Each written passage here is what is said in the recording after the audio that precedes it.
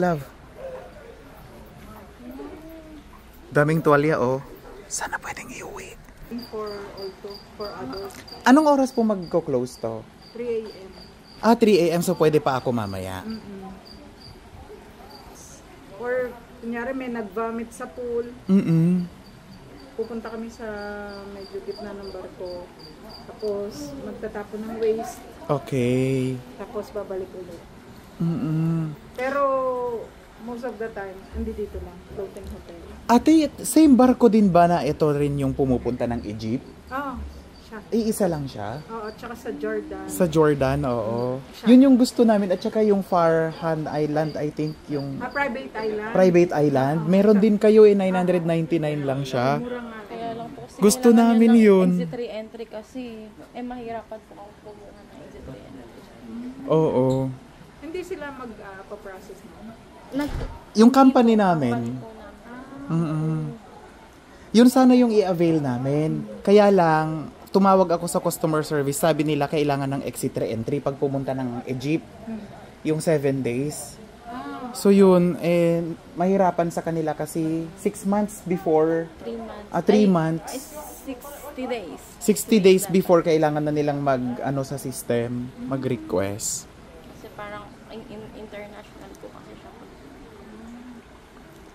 Lahat ng Pilipino, licensed lifeguard. Wow. Pero pagdating dito, full hotel lang. Okay na yun, at least, sige lang. Hindi, kasi tawag nito. Okay naman, kasi sa salary, mas okay yung salary nito. Tawag nito may sumuka, automatic siya pagka may sumuka, close the pool. So hindi magagamit. Kakapalit lang niya kaninang umaga. Ang galing. May mga Pinay din dito kanina eh. Oo nga.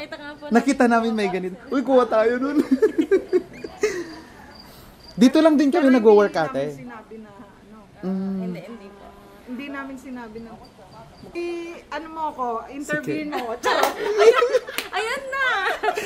Say hi Ate Marie. Narinig mo yan kanina pa? Kaso ang pangit ng kasi. So na-meet namin si Ate Marie from Paranaque. Nag-work siya dito sa Arroyo. Ang galing. So dito lang daw yung accommodation nila. Hindi kayo pumupunta dyan sa land? Pwede. Pagka halimbawang nag-cruise sa Egypt, may short leave kami. May time. Okay. Specific time. Pwede kami